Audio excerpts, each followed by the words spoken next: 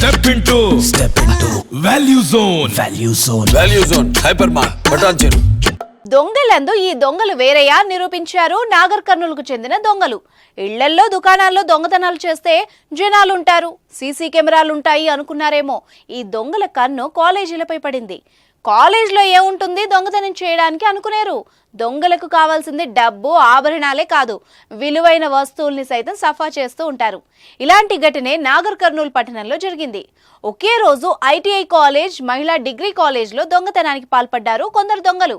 అయితే అందిన కాడికి దోచుకోకుండా వాళ్లకి అవసరమైన వస్తువులే తీసుకెళ్లారంటూ ఆ విషయం వాళ్లే చెప్పారు. అదెలా అంటారా? అక్కడే ఉంది ట్విస్ట్. కాలేజ్లో కొన్ని కంప్యూటర్స్, ఎలక్ట్రిక్ వస్తువుల్ని ఎత్తుకెళ్లిన దొంగలు వెళ్తూ వెళ్తూ క్లాస్ రూమ్లో ఉండే బ్లాక్ బోర్డుపై ఆ విషయాన్ని రాశారు.